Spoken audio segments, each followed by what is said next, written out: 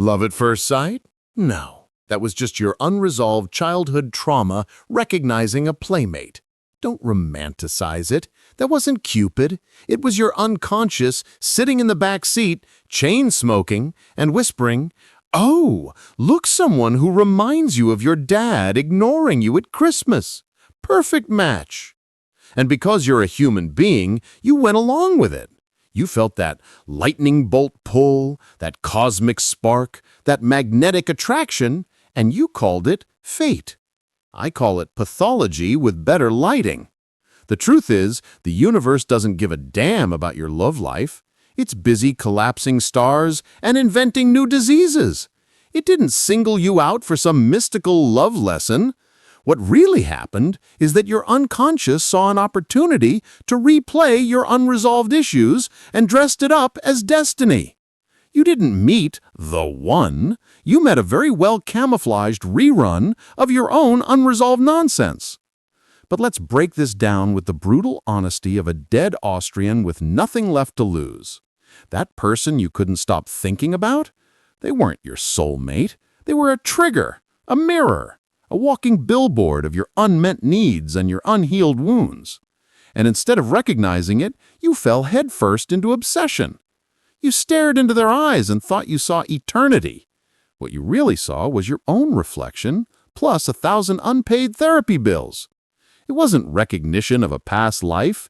It was recognition of your pattern, the same one that keeps dragging you into the same relationships with different costumes. And yes, I know you'll argue, but Freud, it felt so real. Of course it did. Cocaine felt real to me too, but I wouldn't call it destiny. Think about how fast it all happened. One look, one conversation, and suddenly you're planning the wedding, the kids, the joint Spotify playlist. And when it didn't work out, because it never works out, you blamed the universe. Why would it send me someone I can't be with?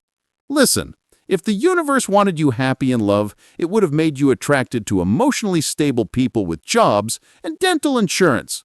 But no. Your unconscious prefers chaos. It saw the emotional unavailability radiating off that person and said, "Yes, inject that directly into my veins."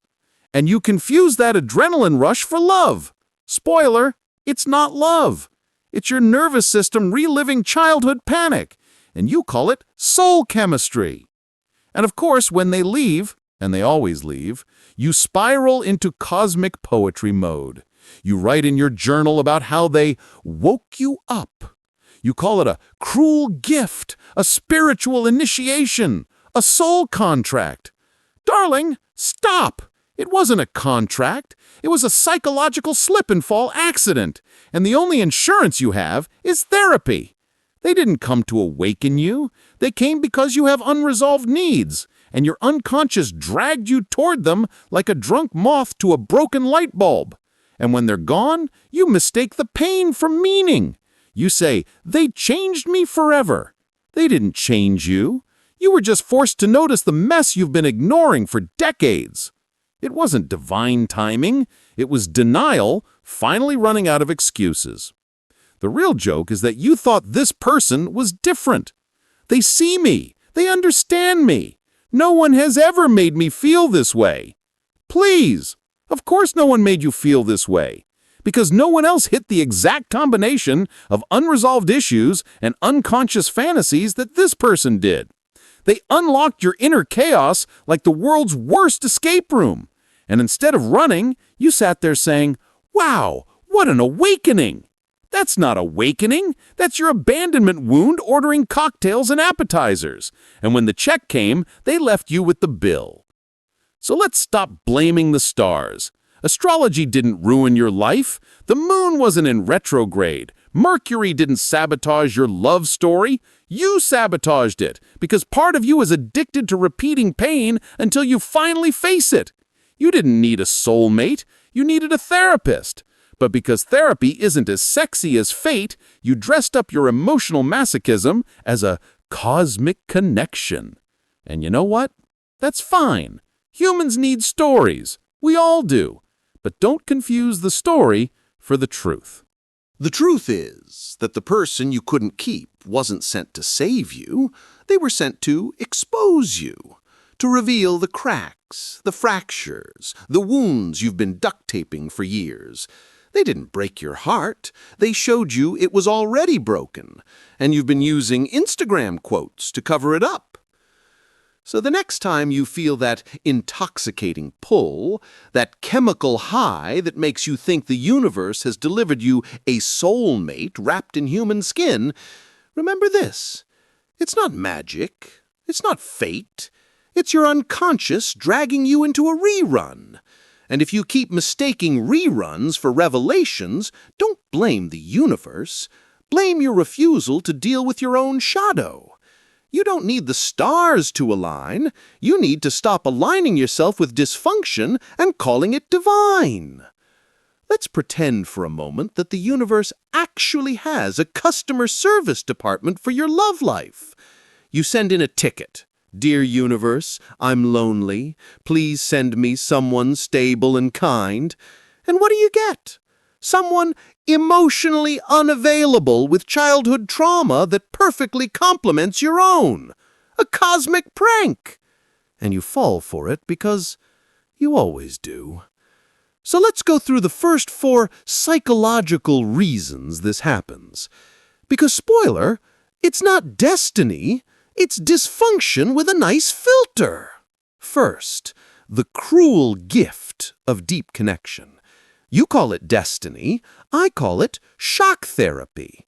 They show up like lightning, zap your nervous system, and suddenly you think you're alive for the first time. You confuse chaos for clarity. Before they came along, you were fine. Okay, not fine, but at least functional. Smiling for Instagram, drinking overpriced lattes, pretending you didn't have emotional debt. Then they show up and your whole system goes haywire. You think it's passion, but it's just your repressed trauma getting an adrenaline shot. Of course it felt powerful. That's what happens when someone kicks your psychological hornet's nest. Second, soul chemistry. What a charming phrase. It makes it sound like some mystical alchemy is happening between you two, as if you were ancient lovers reunited across lifetimes. In reality, it's your nervous system on drugs. You feel that pull, that I know them from somewhere sensation. Of course you do. They remind you of your father, or your mother, or whoever made sure your childhood was one long audition for affection you never got. Your brain registers familiarity, your heart says love, and suddenly you're writing bad poetry about star-crossed fate. Stop! It's not alchemy, it's neurology. It's dopamine and cortisol dancing badly in your bloodstream while you convince yourself you've met your twin flame. Twin flames, please. You're not fire, you're kindling. And you keep setting yourself on fire for entertainment. Third, synchronicity, or as I like to call it, psychological clickbait. You notice little coincidences. You think, we met on the same day I once dreamed about a stranger. Or, our birthdays are a week apart. It must mean something. No, it doesn't. It means you're desperate to find meaning in randomness because otherwise you'd have to admit you fell headfirst into a relationship built on unresolved issues. Carl Jung liked to talk about synchronicity as meaningful coincidences. I prefer to call it your brain looking for patterns where there are none. Humans are wired to connect dots even when the picture is just scribbles. So when you scream at the sky asking why this perfect soul was ripped away from you, here's my answer. Because it was never perfect. It was a pattern. And patterns don't mean fate, they mean habit. Bad habit. Fourth, the mirror effect. Oh, this is the fun one. You thought they were the one, the final chapter, the grand finale of your romantic tragedy. But no, they were a mirror. A giant, shiny mirror reflecting all the baggage you've been dragging around like a stubborn mule. You thought they broke you. Wrong.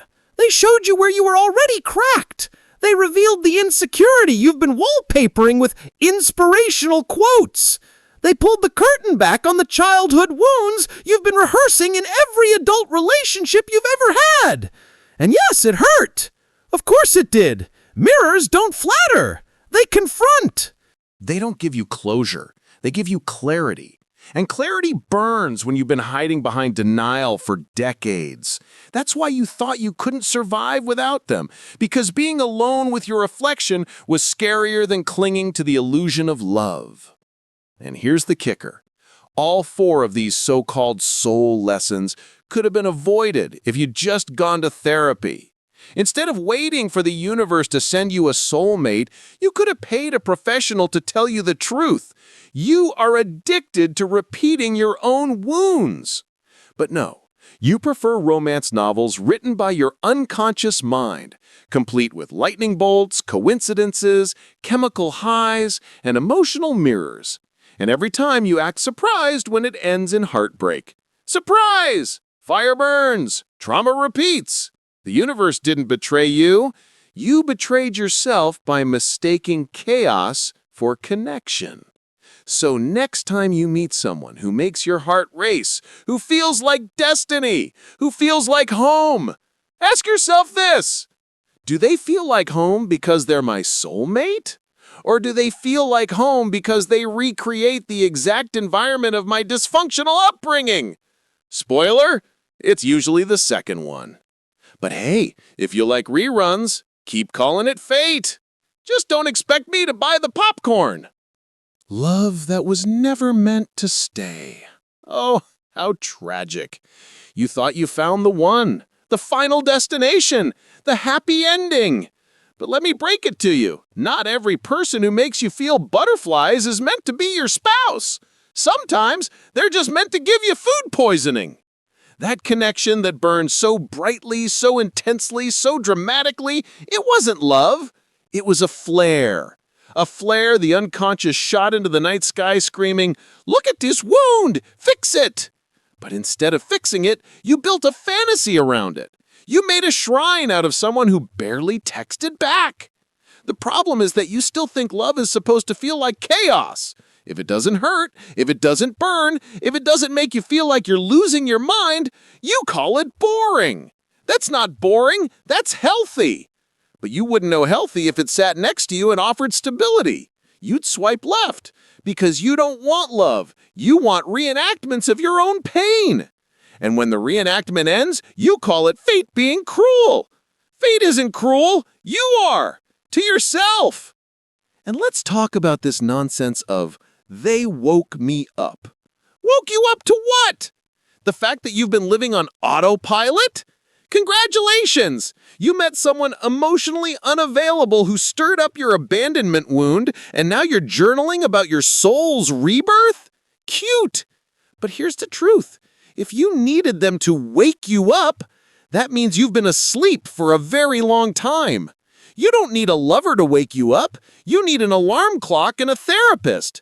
But because you can't handle the idea that your personal growth might be your responsibility, you outsource it to romance. They changed me forever. No, darling. You just finally noticed yourself in the mirror they held up. And once they're gone, you confuse the silence with meaning. You stay stuck in the echo of their absence, as if healing can only happen if they come back. Newsflash, they're not coming back. And if they did, you'd probably ruin each other all over again because you still haven't dealt with the actual problem. You! And let's talk about this nonsense of "they woke me up." Woke you up to what? The fact that you've been living on autopilot? Congratulations! You met someone emotionally unavailable who stirred up your abandonment wound, and now you're journaling about your soul's rebirth? Cute! But here's the truth. If you needed them to wake you up, that means you've been asleep for a very long time. You don't need a lover to wake you up. You need an alarm clock and a therapist. But because you can't handle the idea that your personal growth might be your responsibility, you outsource it to romance. They changed me forever. No, darling, you just finally noticed yourself in the mirror they held up. And once they're gone, you confuse the silence with meaning. You stay stuck in the echo of their absence, as if healing can only happen if they come back. Newsflash, they're not coming back. And if they did, you'd probably ruin each other all over again, because you still haven't dealt with the actual problem. You! And let's drag ourselves into this whole from survival to soul activation drama. You survived for years, you say. You wore strength like armor, smiled through exhaustion, carried grief like a backpack full of bricks. And then this person came along and disrupted everything. You call it sacred. I call it inconvenient. They didn't heal you. They just poked the scab. You did the healing, or at least you started it, because you were finally forced to face what you'd been ignoring. But here's the twisted part. You romanticize the one who poked you. You treat them like the medicine, when in reality they were just a symptom.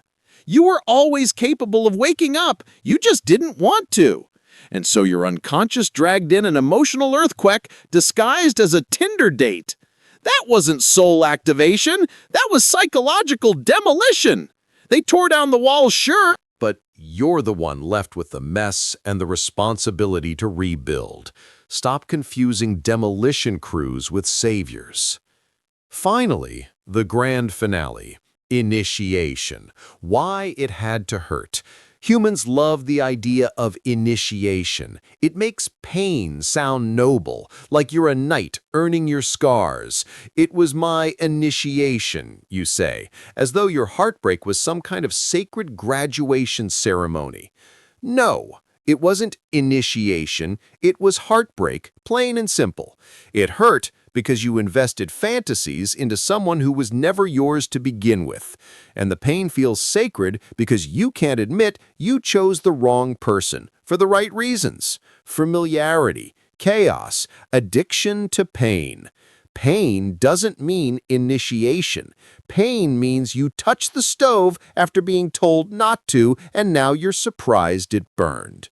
Yes, pain can change you, but only if you actually do the work afterwards. Otherwise, it's just pain.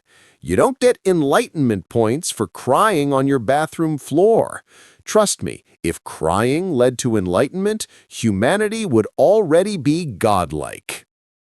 Here's the truth you don't want to hear. They weren't sent by the universe. They weren't destiny.